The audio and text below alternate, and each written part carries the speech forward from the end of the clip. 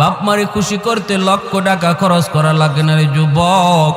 মারে বাবারে খুশি করতে বোয়াল মাছ খাওয়ানো লাগে না।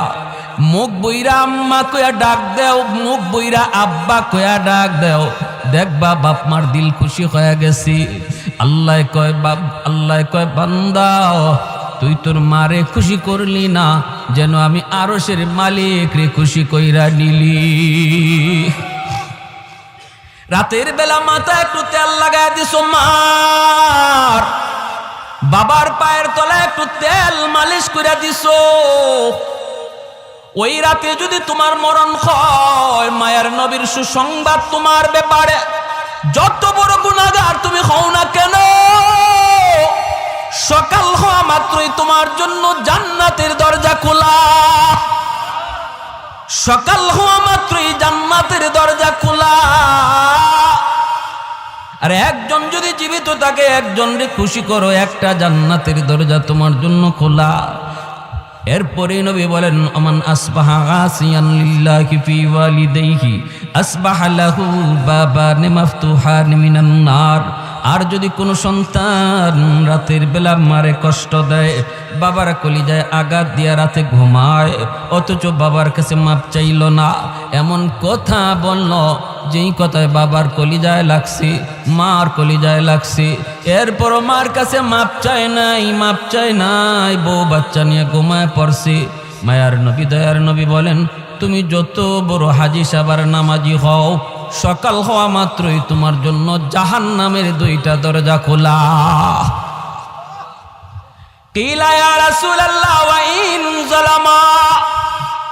সাহাবায়ে কেরাম জিজ্ঞেস করে ইয়া রাসূলুল্লাহ, এত বড় কথা, যদি কোনো মা কোনো বাবা সন্তানের সাথে জুলুম করে, যদি কোনো সন্তানের উপরে বাপ মা জুলুম করে, তিনটা সন্তানের ভিতরে দুইটারে মায়া করে, একটারে কম মায়া করে, অথবা সম্পত্তি বন্টন করার সময় একজনরে কম দিছে আর একজনরে বেশি দিছে, এইভাবে যদি কোনো মা বাবা কোনো সন্তানের উপরে জুলুম করে গো নবী, তবুও কি সন্তান বাপ মার সাথে ভালো আচরণ করবে?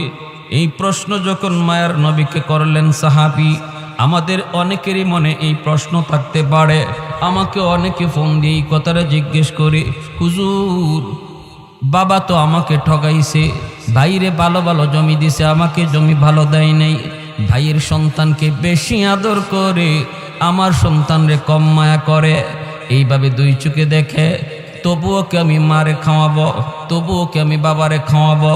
আমি বললাম ভাই জবাবটা আমি দেব না, জবাবটা আমার মায়ার নবী দিছেন। সাহাবীরা একই প্রশ্ন করলেন, নবী জবাব দিলেন ওয়া ইন যালামা ওয়া ইন যালামা ওয়া ইন যালামা। নবী তিনবার বলেছেন যদি বাপ মা জুলুম করে তবুও সন্তান জুলুম করতে পারবে না, ভালো আচরণ করতে হবে। একমাত্র কারণ হলো তিনি আমার মা, একমাত্র কারণ তিনি আমার বাবা, একমাত্র কারণ তিনি আমার বাবা, তিনি আমার মা।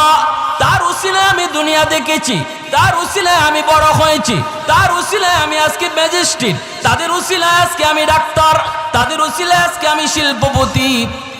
আল্লাহ পাক খালিক আর মালিক, বাপ মা হলো উসিলা, ঠিক কিনা জোরে বলেন?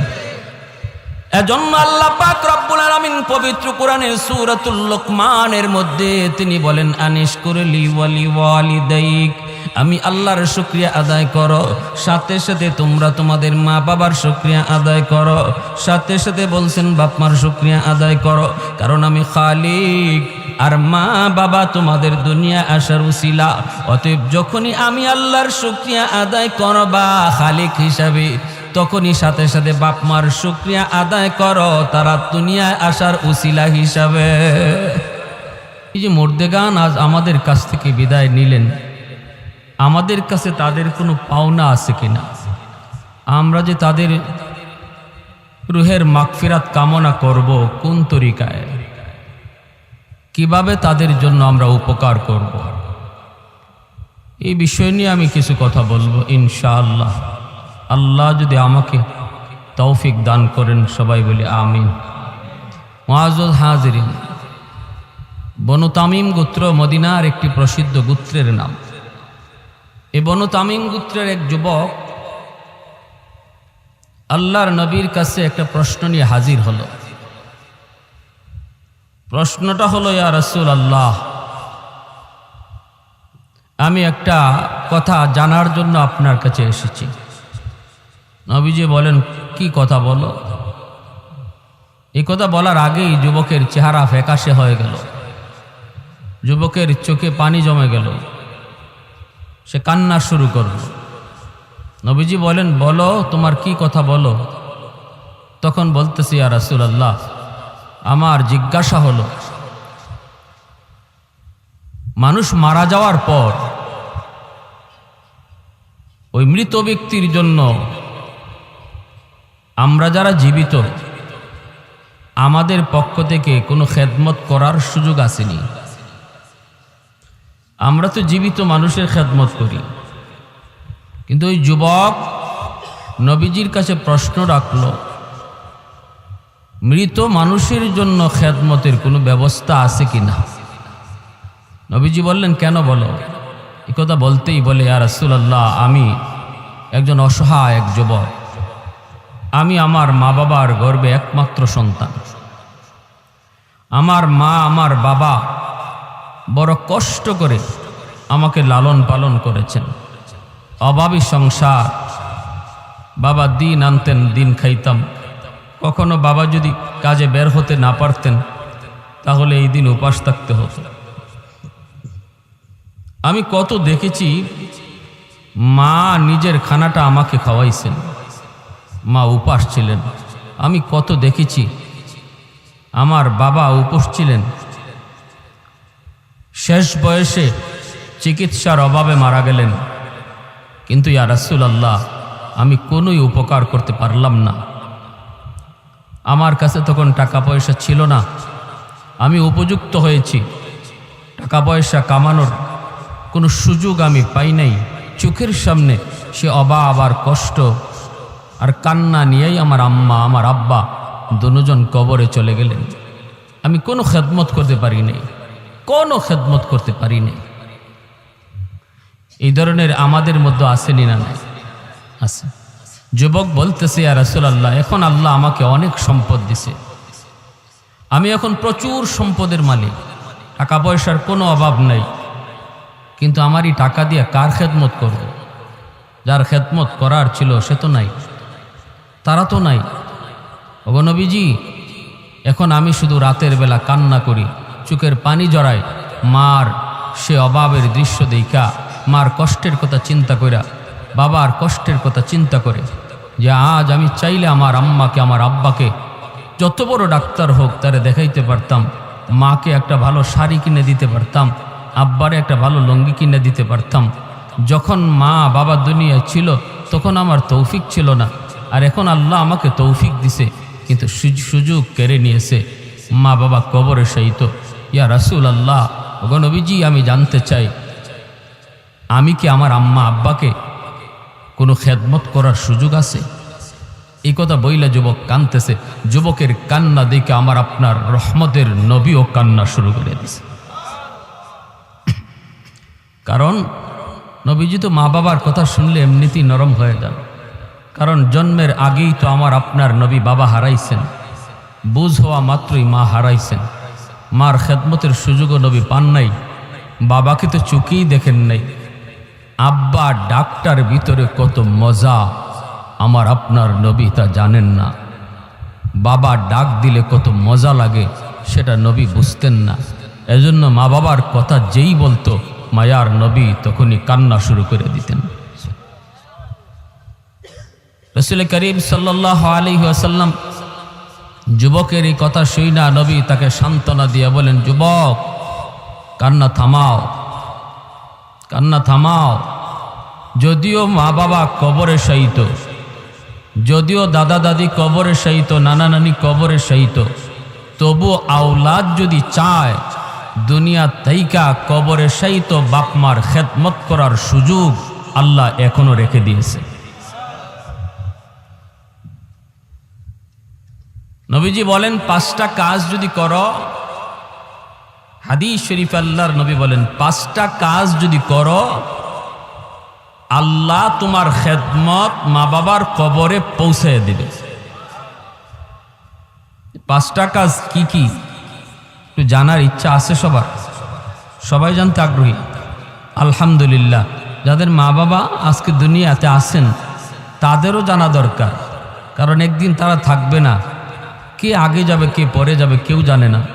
আসার সময় সিরিয়াল মেনটেন হয়, যাবার সময় কোনো সিরিয়াল নেই, কে আগে যায় কেউ জানে না। আমরা যারা মাটির উপরে থাকব আমাদের জন্য করণীয় কি? নবীজি বলেন হাদিসের আলোকে 5টা আমল যদি আমরা করি তাহলে আমরা আমাদের কবরে শায়িত মুর্দেগানের খেদমত করতে পারব।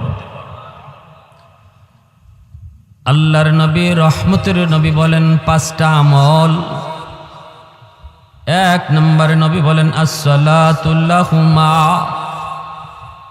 নবী বলেন যুবক, 1 নম্বর আমল হলো, 1 নম্বর কাম হলো বেশি বেশি করে তুমি তাদের জন্য দোয়া করো। বেশি বেশি করে তাদের জন্য তুমি দোয়া চাও। কোন দোয়া? যে দোয়াটা আল্লাহ কোরআনের মাধ্যমে শিখাইছেন, রব্বির হামহুমা কামা রব্বায়ানি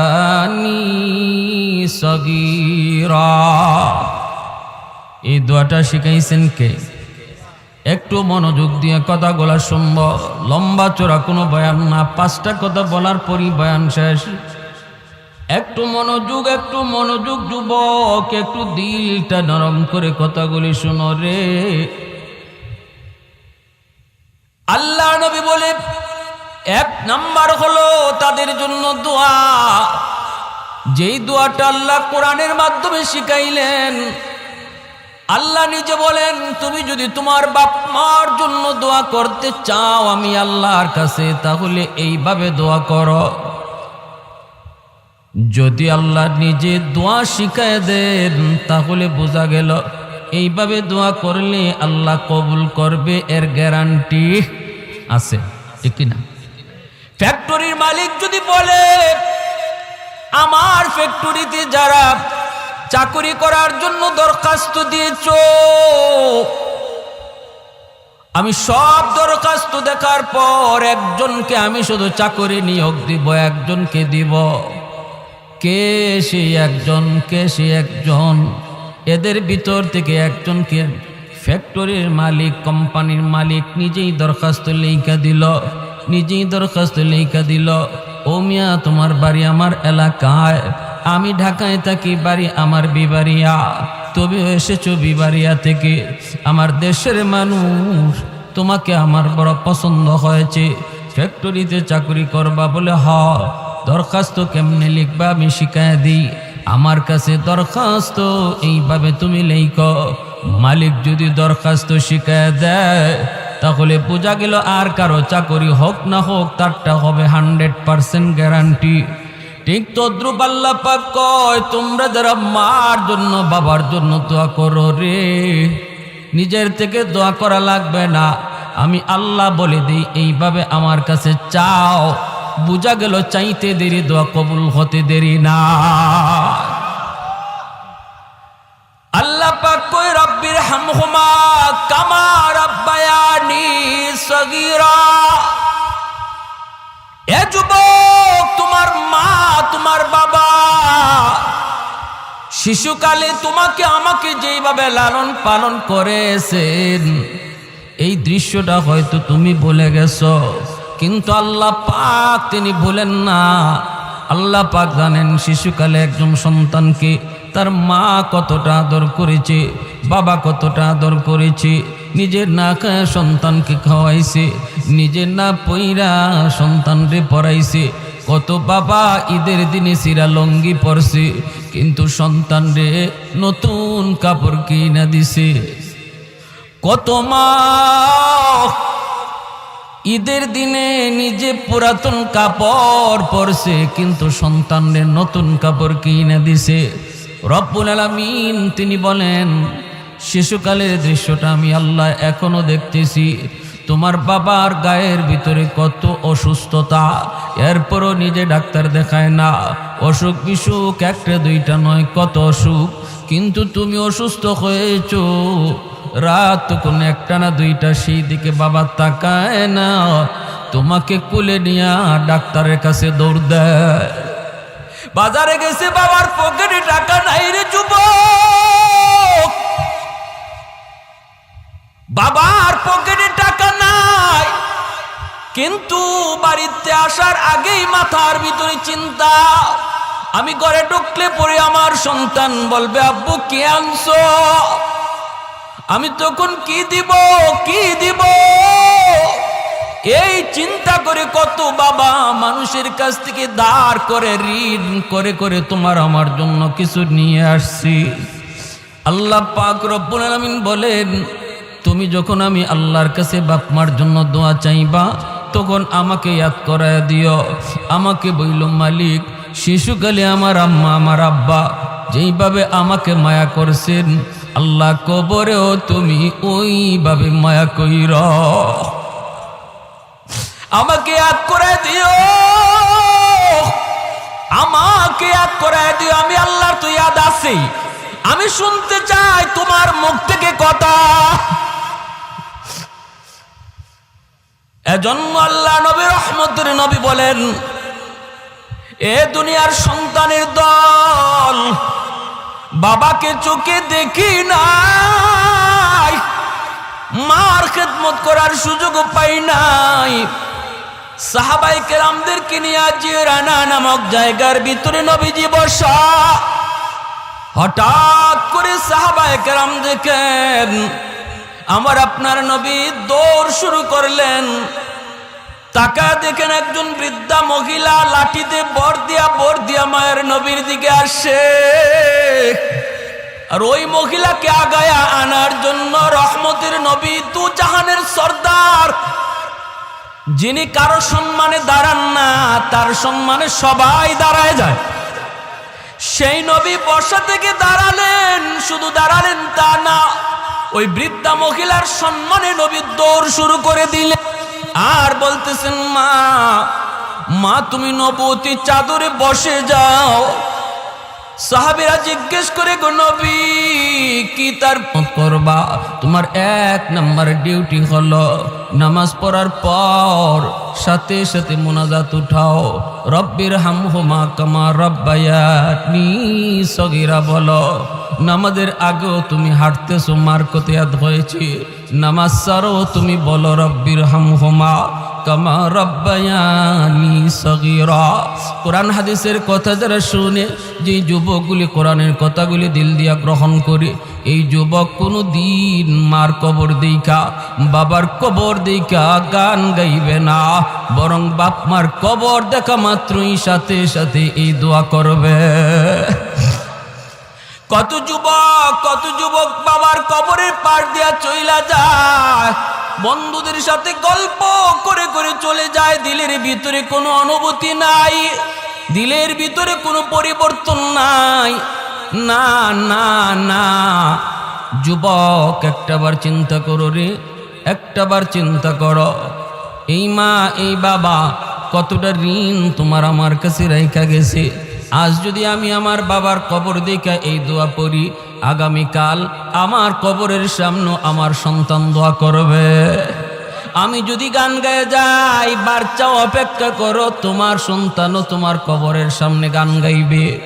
এজন্য বলি, না না যুবক, নবী বলেন যখনই ইয়াদ হয় তখনই তুমি এই দোয়াটা পড়ো, রব্বির হামহুমা কামা রাব্বায়ানি সগীরা, রব্বির হামহুমা কামা রাব্বায়ানি সগীরা। পড়ব না সবাই ইনশাআল্লাহ? সবাই এই দোয়াটা পড়ব। ইমাম সাহেব যখন পড়ে তখন আমিও জবানে জবানে বলবো, শুধু আমিন বলবো তা না, যখনই ইমাম সাহেব বলবে রাব্বির হামহুমা, আপনি আমিও জবানে জবানে বলবো রাব্বির হামহুমা, জবানে জবানে দোয়াটা পড়ব। না না, শুধু আমিন বইলেই শেষ না, নিজের জবানেও বলবো ইনশাআল্লাহ। ভাইয়েরা বন্ধুরা, করাচির হযরত হাকিম আক্তার সাহেব রাহিমাহুল্লাহ আল্লাহর বহুত বড় ওলি, করাচির মসজিদে নামাজ পড়েন। হঠাৎ করে দেখেন একজন যুবক বড় সুন্দর করে নামাজ আদায় করলো, ডান হাত তার কাপড় দিয়ে পেঁচানো। নামাজ শেষ হলে পরে আল্লাহর ওলি যুবককে ডাক দিলেন, যুবক বড় সুন্দর করে নামাজ পড়েছো, কিন্তু তোমার ডান হাত কাপড় দিয়ে পেঁচানো কেন?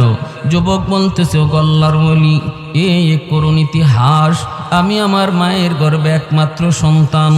আমার মার সাথে বেয়াদবি করার কারণে আমার হাতের মধ্যে পচন দেখা দিয়েছে। পচন, এই পচন ভালো হয় না। আল্লাহর ওলি বলেন, কেন তুমি কি ডাক্তার দেখাও না? কয়, ভারত পাকিস্তানের সব ডাক্তার দেখানো শেষ, কেউ রোগ ধরতে পারে না। ডাক্তার বলে, আমরা তো বুঝি না কেন তোমার পচন ভালো হয় না, বরং উপরের দিকে ওঠে, উপরের দিকে ওঠে। আমি বলেছি, ডাক্তার তোমরা আমার রোগ ধরতে পারো না, কিন্তু আমি নিজে আমার রোগ ধরে ফেলেছি। আমার আগুন লাগছে আসমানে, তোমরা পানি দিতেছ জমিনে, এই আগুন কোনো দিন নিভবে না। মার সাথে বেয়াদবি করেছি, মার সাথে বেয়াদবি করেছি, বউয়ের কোথায় মার গায়ে হাত উঠায় ফেলছি, নাউজুবিল্লাহ। যেই মাত্র মার গায়ে হাত উঠেছি, মা হাও মাও করে কান্না করে আর করে, বাবা আজকে তুই বউয়ের কোথায় আমি মার গায়ে হাত উঠে দিলি, একবারও চিন্তা করলি না এই হাতটা মা চুমায়া চুমায়া বড় করছি। তোর বাবা নাই, জন্মের কিছুদিন পরে তোর বাবা মারা গেলেন। তোর মুখের দিকে তাকাইয়া জীবন যৌবন শেষ করে দিলাম, অন্যত্র বিয়ে বসলাম না। আজকে তুই তোর বউয়ের কথায় আমি মার গায়ে বুঝে তুই হাত উঠায় দিলি, তাহলে ঠিক আছে, আল্লাহ যেন তোর এই হাত পছায়া দেয়, নাউজুবিল্লাহ। তুই যেন আমার জানাজার নামাজ পড়তে না পারো। যুবক বলতেছে, ও আল্লাহর ওলি, মা এই পদ্ম দেওয়া মাত্রই আমি টের পাইছি আমার পায়ের জমিন কাইপা উঠছে। অফিসে গেলাম, কিছুদিন পরেই মার মৃত্যু সংবাদ। বাড়িতে আসার জন্য রওনা দিলাম, কিন্তু রাস্তায় এত সমস্যা হয়েছে অন্য কোনোদিন হয় না। গ্রামে পৌঁছতে পৌঁছতে মার জানাজা গ্রামবাসী পড়ে ফেলেছে। আমি এসে হাউমাউ করে কান্না করি। মুরব্বীরা কয়, বাবা তোমার জন্য অনেক অপেক্ষা করেছি। মানুষজন আর ধৈর্য ধরে না, এজন্য জানাজা পড়ে ফেলেছি। আমি কান্দি আর বলি, এটা তোমাদের দোষ না, এটা আমার কপালের লিখন গো। মার একটা বদ্ধ ছিল, তুই আমার জানাজার নামাজ যেন পড়তে না পারো। মার এই বদ্ধ কবুল হয়ে গেছি। মার আরেকটা বদ্ধ আসিল, তোর হাত যেন পচা যায়। অল্প দিন পরে আমি দেখলাম ওই হাত, যে হাত আমি মার গায়ে উঠেছি, এই হাতের মধ্যে ফুরা দেখা দিছি। এই ফুরা থেকে পচন শুরু হয়ে গেছি। ডাক্তারের কাছে গেলাম, কেউ রোগ ধরতে পারে না, অ্যান্টিবায়োটিক খাই, অ্যান্টিবায়োটিক দেয়, কিন্তু রোগ সারে না, কোনোভাবেই তো রোগ সারে না। আমি তো আমার রোগ ধরে ফেলেছি। আমার হাতের পচনের দুর্গন্ধ এত বেশি। সুন্দরী বউ, যেই বউয়ের কারণে আমি মার গায়ে হাত তুলছিলাম, সেও আমারে সেইরা বাপের বাড়ি চলে গেছে। এলাকার মানুষ আমাকে বাড়ি থেকে বের করে দিয়েছে। আমি এখন রাস্তায় রাস্তায় ঘুরি, মসজিদে মসজিদে কান্না করি আর সেজদা দিই। হাতটা কাপড় দিয়ে পেঁচে রাখি, যাতে মানুষ দুর্গন্ধ না পায়। গো আল্লাহর ওলি, আমার কি আল্লাহর কাছে কোনো মাফ আসেনি? আমি কি কোনো মাফ পাইমনি? মাফ পাইমনি? সমাজে এমন কত যুবক, মার সাথে তুমি বেয়াদবি করতেছ, বাবার সাথে তুমি বেয়াদবি করতেছ। আমার নবী কয়, রাদাল্লাহি ফি রাদাল ওয়ালিদাইন ওয়া সাকাতুর রাব্বি ফি সাকাতিল ওয়ালিদাইন। ওগো আল্লাহ, আমার আল্লাহ তার হাবিবকে ডাইকা কয়, বন্ধু তুমি কয়া দাও, যেই সন্তানের উপরে তার মা তার বাবা রাজি থাকে, আমি আল্লাহ তার উপর রাজি হইয়া যায়। আর যেই সন্তানের উপরে বাপ মা নারাজ, হজ কইরাও আমাকে রাজি করাতে পারবে না, তাহাজ্জুদ পড়াও রাজি করাতে পারবে না, মসজিদ বানায় দিয়েও আমাকে রাজি করাইতে পারবে না যদি বাপ মা রাজি না থাকে। আর যদি বাপ মা রাজি থাকে আল্লাহ বলে আমি রাজি হইয়া যাই। এজন্য রে যুবক, কার গায়ে হাত উঠাইতেছো, কারে বকা দিতেছো? নবীজি বলেন মান আসবাহা মুতিআন লিল্লাহি ফি ওয়ালিদাইহি আসবাহা লাহু বাবান মাফতুহান মিনাল জান্নাহ। কোন সন্তান যদি রাতের বেলা মারে বাবারে খুশি কইরা ঘুমায়, মা তার উপরে খুশি, বাবা তার উপরে খুশি, ওই অবস্থায় যদি যুবক রাতের বেলা ঘুমায়, নবী বলেন সকাল হওয়া মাত্রই তার জন্য আল্লাহ পাক জান্নাতের দুইটা দরজা খুলে দেয়। ফাইন কানা ওয়াহিদান ফাওয়াহিদা, নবী বলেন যদি একজন জীবিত থাকে আর একজনকে খুশিরা কইরা সে রাতে ঘুমায়, মার সাথে বইসে একটু গল্প করলো, মার সাথে বইসে একটু পরিবারের কথা নিয়ে কথা বলল, মাকে একটু হাসাইল, মার একটা পান বানায়া দিল, ঘুমাইবার সময় মার মাথা একটু তেল মালিশ করে দিল, বাবার পায়ের তলায় একটু তেল লাগায় দিল, বাবার কলিজাটা খুশি হয়ে গেল। এজন্য আল্লাহ নবী বলেছেন যুবক, এক নাম্বার কাম হলো যখনই মার কথা বাবার কথা ইয়াদ হবে এই দোয়াটা পড়বা। আর এই দোয়াটা পড়া মাত্রই সাথে সাথে পড়তে দেরি আল্লাহ পাক তোমার বাপ মার কবরে খেদমত পৌঁছাইতে দেরি হবে না। 2 নম্বরে নবী বলেন ওয়াল ইস্তিগফারু লাহুমা, মার জন্য বাবার জন্য তুমি সাধ্যমতো দান করো, সদকা করো, মসজিদ মাদ্রাসায় দান করো, অভাবী মানুষকে দান করো। মার আত্মীয় অভাবী, বাবার আত্মীয় অভাবী, অভাবী মানুষকে তুমি দান করো। যখনই তাদের নামে তুমি দান সদকা করবা, সাথে সাথে আল্লাহ পাক তোমার মা বাবার কবরে তোমার খেদমত পৌঁছে দিবে। 3 নম্বরে নবী বলেন ইনফাযু আহদিহিমা মিন বাদিহিমা,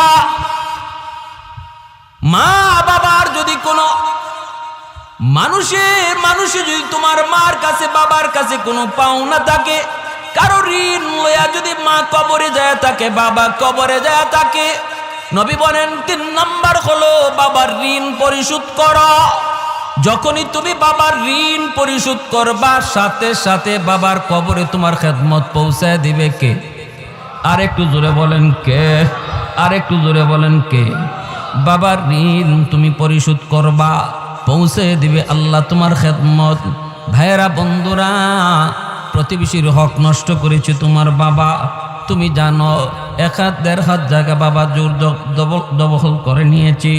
তোমার বাবার গায়ে শক্তি ছিল, তারপর পরিবারও বড় ছিল, গোষ্ঠীও বড় ছিল, এজন্য জমি দখল করেছে। তুমি জানো যদি আজকে তুমি বাবার কবরে খেদমত পৌঁছাইতে চাও, গরু জবাই করে জিয়াফত পরে করো, আগে ওই 1 হাত জায়গা ফেরত দিয়া দাও, সাথে সাথে আল্লাহ পাক বাবার কবরে খেদমত পৌঁছে দিবে। তোমার ফুফুদের পূর্ণ হক নষ্ট করেছে, তোমার আব্বা তোমার ফুফুদের হক দেয় নাই, তোমার প্রতি দরদি হইয়া, তোমার প্রতি দরদি হইয়া, সন্তানের ভবিষ্যতের কথা চিন্তা কইরা বোনদের হক অনেক ভাইয়েরাই নষ্ট করে। বোনের জমি দেয় না, অথচ বোনের যে অংশ আছে অংশটা ধার্য করেছেন কে? আর একটু জোরে বলেন কে? খালি জমি জমা না, বাড়িও আসতে মাতেন দিয়ে। আপনাদের সমাজে এই কথার প্রচলন আছে নাকি? কয় বাড়িও লই দিবি, বাড়ির অংশ লই দিবি। যত ব্যক্তিতে বাপের বাড়ির থেকে বাড়ির অংশ নিছে, সাথে সাথে বাপের কবর ফাইটে গেছে। নাউজুবিল্লাহ, জোরে কম ডর লাগায়, বোনরে ডর লাগায়। আবার কয় বাড়ির অংশটা লই যাইবি, বেড়াইতে আইবি না? তো বেড়াইতে আইবি না, ভাইয়ের বাড়িতে বেড়াইতে আইবি না, সব লইয়া গেলে বেড়াইবে কই? তাহলে বোঝা যায় বেড়ানি যাইতে হইলে আগে জমি রাখা লাগে। এখন যদি জিজ্ঞেস করে কেউ যে তুমি যে তোমার শালির বাড়িতে বেড়াইতে যাও, তুমি যে তোমার সমন্দির বাড়িতে বেড়াইতে যাও, এখানে কয়েকের জায়গা আগে জমা রাখছো? বোনের ব্যাপারে যে বলো যে তুই ভাইয়ের কাছ থেকে সব সম্পদ যদি লইয়া যাস, তাহলে বেড়াইতে আইবি না। তুমি যে অন্যত্র বেড়াইতে যাও অথবা বোনের বাড়িতেও যাও, মাঝে মাঝে যাও, বোনের ওখানে তুমি কয়েকের জমি রাখছো? কথা ঠিক কিনা ধরে বলেন? এই ধরনের ধোঁকাবাজি কথা বইলা যারা বোনের হক দিচ্ছেন না বা দেয় না, মনে রাখবা তুমি যত বড় হাজি হও, যত বড় গাজী হও, কবরে যাওয়া মাত্রই আগুন শুরু হইছে। আর এই আগুন নিবানোর একমাত্র পথ, তার সন্তান যদি চায় যে বাবার কবরে আগুন নিবাই, যদি সন্তানটারে দিন শিখায় থাকো, সন্তানের অন্তরে আল্লাহর ভয় ঢুকায় যাও, যদি সন্তানরে আল্লাহর পরিচয় শিখায় যাও, আখিরাতের ফিকির তার অন্তরে ঢুকায় যাও, তাহলেই শুধু বাঁচার একমাত্র পথ।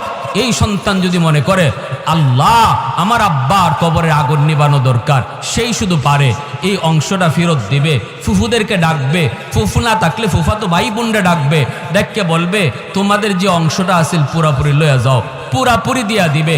যদি তোমার চাচারে ঠগায়া থাকে, চাচারে ডাকো, ডেককে নাইলে চাচাতো ভাই বোনরে ডাকো, ডেককে তাদের অংশটা তাদেরকে বোঝাও। যেদিন বুঝাইবা, যেদিন ফেরত দিবা, ওই দিনই বাবার কবরের আগুন নিববে।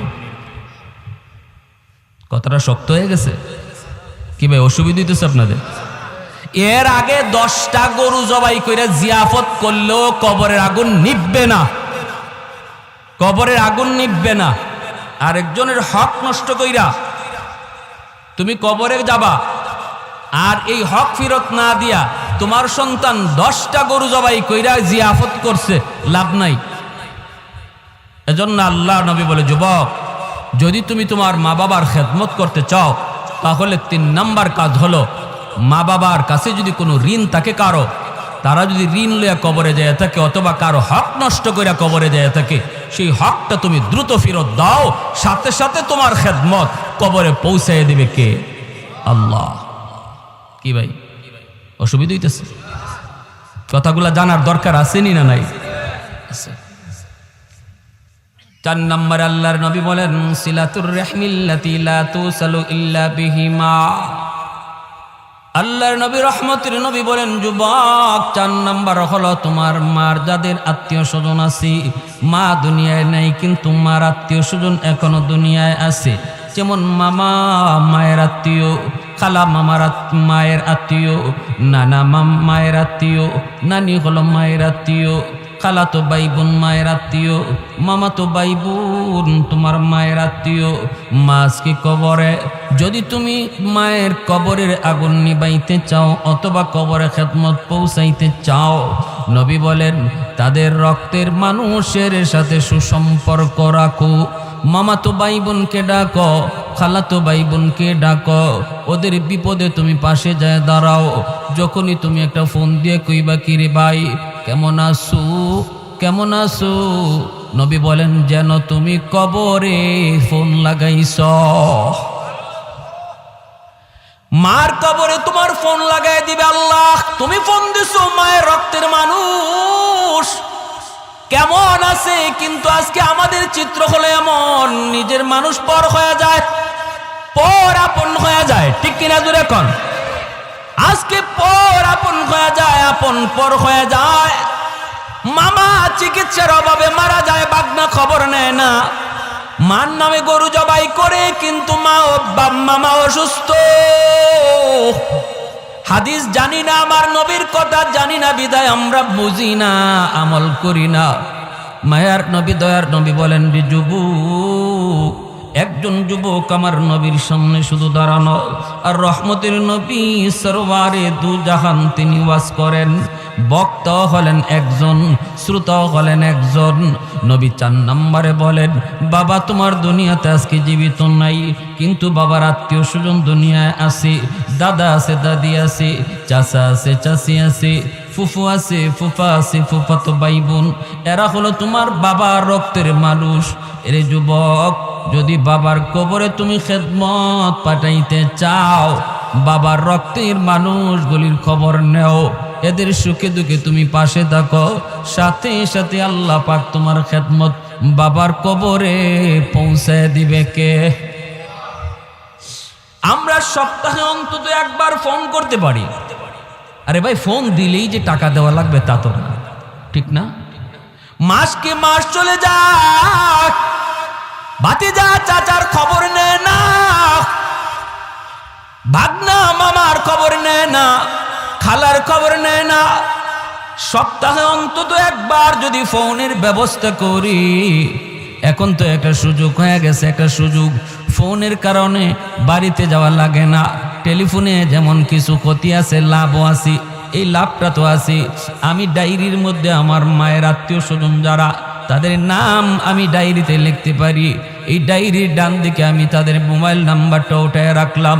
বাবার আত্মীয় স্বজন কারা কারা জীবিত, এদের নাম ডায়েরিতে আমি লিখলাম। ডান দিকে মোবাইল নাম্বারটা সংগ্রহ করে রাখলাম, আর উপরে লিখে রাখলাম সপ্তাহে একবার ফোন দিব, সপ্তাহে একবার ফোন দিয়ে খবর নিব। বাইরে মনে রাখবা, এটা বহুত বড় হাদিসের উপরে আমল তোমার হয়ে যাইতেছে রে। যখনই বাবার আত্মীয় চাচারে তুমি ফোন দিলা, নবী কয় যেন বাবার কবরেই তুমি ফোন লাগাইছ। ভাইরে কত সুন্দর আমল নবী বুঝা দিতেছেন যুবককে। আজকে আমাদেরও জানা প্রয়োজন। আজকে আপনারা যারা গ্রামবাসী এত সুন্দর মাহফিলের আয়োজন করেছেন আপনাদের মধ্যেখানের রুহের মাগফিরাতের জন্য, কি করবেন তাদের জন্য, করণীয় কি কথাগুলো একটু মনোযোগ দিয়ে শুনেন। এরপরে মায়ার নবী দয়ার নবী বলেন 5 নম্বর, ইকরামু সাদিকিহিমা মিন বাতিহিমা। নবী বলেন বাবার যারা বন্ধু বান্ধব তাদের সাথে তুমি সুসম্পর্ক রাখো, তাদের সাথে খোঁজখবর রাখো, তাদেরকে দেখলে তুমি শ্রদ্ধা কইরো।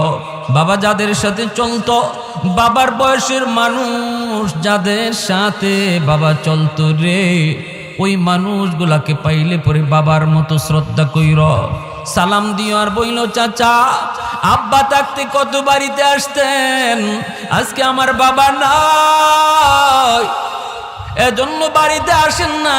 চাচা একটু বইসা যান, এক কাপ চা খায়া যান, পাইলে বাজারে পাইছো একটু ধরো আদর করে একটা চা খাওয়া দাও, একটা পান খাওয়া দাও, এতটুকু তুমি তার খোঁজ খবর নেও। মায়ার নবী দয়ার নবী বলেন যখনই বাবার কোনো বন্ধুরে পায়া বাবার মতো শ্রদ্ধা করবা, সাথে সাথে তোমার বাবার কবরে খেদমত পৌঁছায় দিবে আল্লাহ। মা আজকে দুনিয়ায় নাই, কিন্তু মার বান্ধবী আছে, মার সমবয়সী মহিলা আছে, পাইছো বলতেছো চাচি একটু বাড়িতে উঠেন, এক কাপ চা খেয়ে যান। ঈদের সিজনে মা যেই মহিলাদের সাথে চলতো, এমন গরিব একটা মহিলা দেইকা নতুন কাপড় কিনে দেন। মায়ার নবীর বাসায় যেন তুমি তোমার মার এই নতুন কাপড় কিনে দিছ। এইভাবে আল্লাহর নবী যুবককে একটা ওয়াজ করলেন আর বললেন 5টা আমল যদি করো, যখনই সন্তান বাপ মার নামে এমন কোনো দান সৎকা করে, এমন কোনো ভালো আমল করে, আল্লাহ কেমনে সাথে সাথে পৌঁছায়। জুনাইদ বাগদাদি রহমতুল্লাহি আলাইহি তিনি ঘুমাইছেন, স্বপ্নে দেখেন একজন মানুষ, চেহারাটা জাহান্নামী চেহারা, কানতেছে, কালো কুৎসিত, আযাবের চিহ্ন তার চেহারার মধ্যে রয়েছে। জুনাইদ বাগদাদি রহমতুল্লাহি আলাইহি বলেন কে গো, কি তোমার পরিচয়? লোকটা বলতেছে হুজুর আপনি আমাকে চিনবেন না, আমি আপনার এলাকারই একজন মানুষ, বহু আগে আমার মরণ হয়েছে, কিন্তু কবরে আমি শান্তিতে নাই, কবরে আমি শান্তিতে নাই গো, কবরের মধ্যে আমি আযাবে আছি। আমার দুনিয়াতে কোনো সন্তান নাই, আছে শুধু একটা মেয়ে সন্তান। আমার আল্লাহ আমাকে জানাইছে আমার মেয়েটা যদি আমার জন্য আল্লাহর কাছে কোনো ভালো কাজ করে, এই উসিলায় আল্লাহ আমাকে মাফ করে দিবে। আমার নামে যদি সদকা করে, আমার নামে যদি কোনো ভালো কাজ করে, আল্লাহ আমারে মাফ করে দিবে। কারণ সন্তান যখন বাপ মার জন্য কোনো ভালো কাজ করে অথবা দোয়া করে, সন্তানের জন্য বাপ মায়ের দোয়া করলে যেমন সরাসরি কবুল, সন্তানও যদি বাপ মার জন্য দোয়া করে এই দোয়াও সরাসরি কবুল। সালাসাতুন দাওয়াতুম মুস্তাজাবাতুন লা শাক্কা ফীহ, দাওয়াতুল মাজলুম ওয়া দাওয়াতুল মুসাফির ওয়া দাওয়াতুল ওয়ালিদ আলা ওয়ালাদিহি। আল্লাহ নবী রহমতের নবী বলেছেন 3 ব্যক্তির দোয়া সরাসরি আল্লাহর দরবারে কবুল হয়। এক হলো মজলুমের দোয়া, আর এক হলো মুসাফিরের দোয়া, আর এক হলো বাপ মার দোয়া। বাপ মার দোয়া যেমন কবুল, সন্তানের দোয়াও বাপ মার জন্য কবুল। জুনাইদ বাগদাদি কই এবার আমার কাছে কি চাও?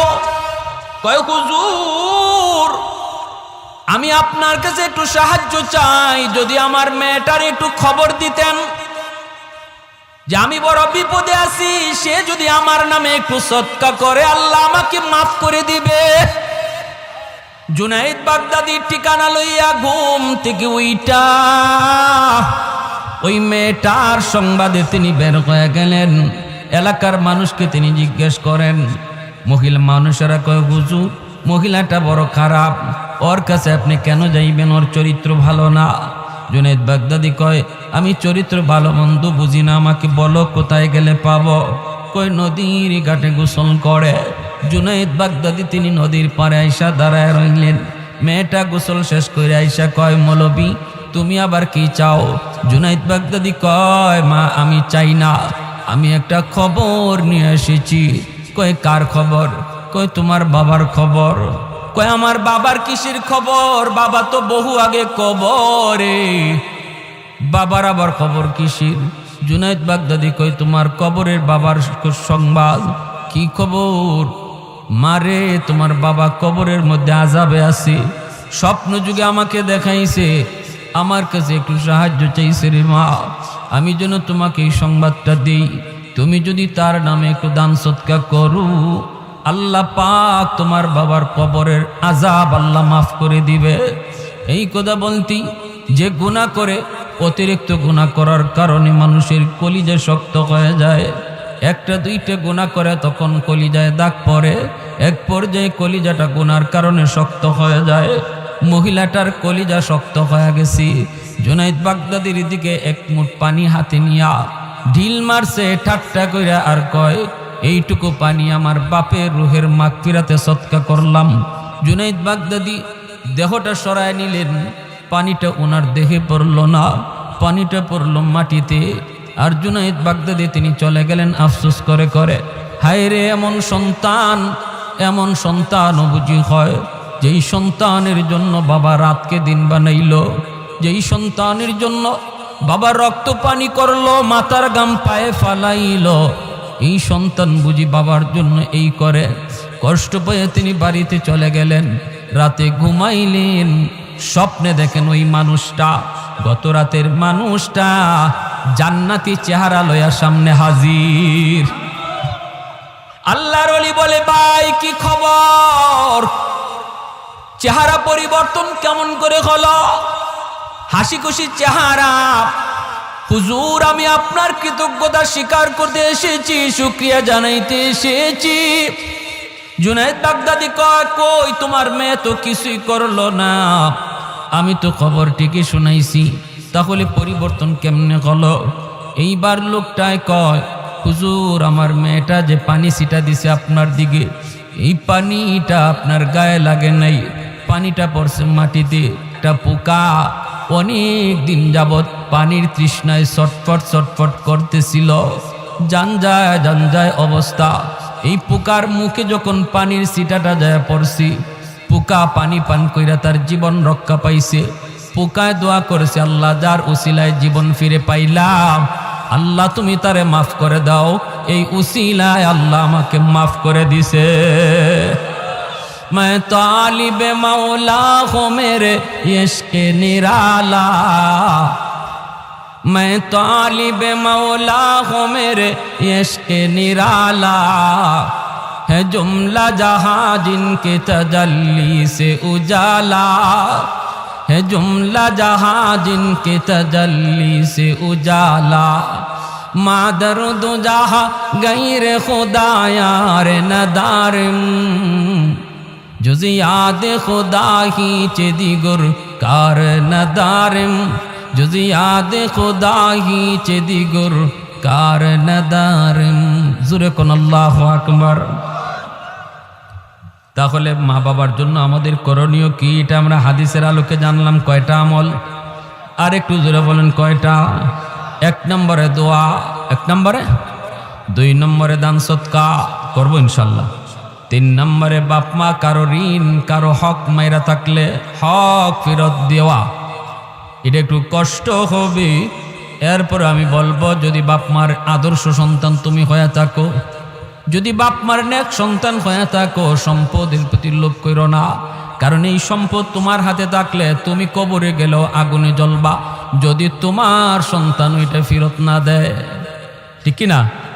হ্যাঁ, আমি যে জিনিস কবরে সাথে লয়ে যাইতে পারলাম না,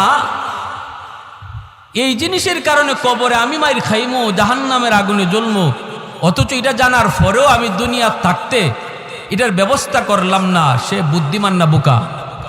জোরে বলেন, বুদ্ধিমান না বোকা? বোকা, সে বোকা।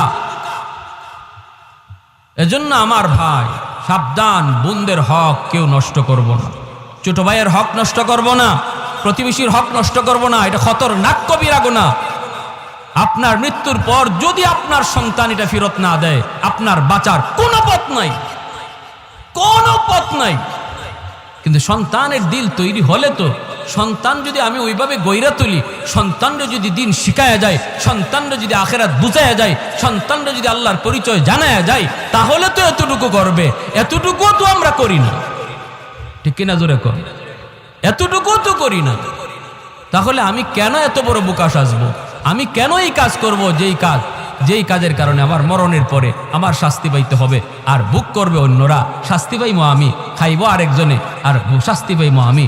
এজন্য 3 নম্বর কাজটা হলো আমরা তাদের হক ফিরে, মানুষের হক ফিরে দিব।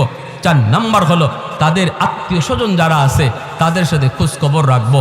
আমার সাথে একটু হাত তুটাইয়ে বলবেন, সপ্তাহে একবার আমরা এরকম ডায়েরির মধ্যে নাম লিখে আত্মীয় স্বজনের, সপ্তাহে না পারি 2 সপ্তাহে একবার আমরা তাদের নাম্বারে ফোন দিয়ে খোঁজ খবর নিব। আমার নবীর হাদিসের উপরে এই আমলটা কারা করতে রাজি আছি? একটু হাতটা উঠে আল্লাহরে দেখা। আল্লাহ তুমি কবুল করো, জোরে বলে না আমি।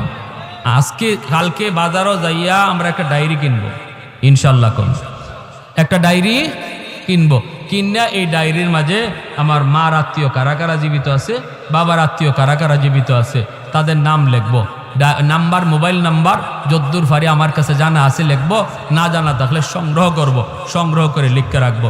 এই ডায়েরিটা থাকবে আমার কাছে, আমি উপরে লিখে রাখবো। আমি সপ্তাহে পারবো না, মাসে একদিন ফোন দিব। দেন মাসে একদিন ফোন, মাসে একদিন ফোন দিয়ে শুধু খোঁজ খবরটা নেবেন। বাইরে কেমন আছো তোরা, বোন রে কেমন আছো তোরা, এতটুকু খোঁজ দেন। আজকে আমি শিল্পপতি হয়ে গেলে, কোটিপতি হয়ে গেলে আমার স্বাস্থ্যবাইয়ের কোনো খবর রাখি না। হে রিক্সা চালায় না হে ভ্যান চালায়, এরকম কোনো খবর নাই। আমি লাখ লাখ টাকা মসজিদ মাদ্রাসায় দান করতেছি, কিন্তু আমার রক্তের মানুষ অসহায় না খায়া মরতেছে, এতে আল্লাহ এত খুশি না। ঠিক কিনা জোরে কোন? এত খুশি না। বাবার আত্মা খুশি না, বাবার রুহের মাগফিরাত এই আমলে হবে না যতটা আমলে হবে বাবার রক্তের মানুষের প্রতি খোঁজ খবর রাখলে। বিপদে পড়ে গেছে, চিকিৎসার অভাবে চিকিৎসা করাইতে পারতেছে না, বাবা নাই কিন্তু চাচা চিকিৎসার অভাবে টাকা পাইতেছে না, আপনি এখানে টাকাটা দেন।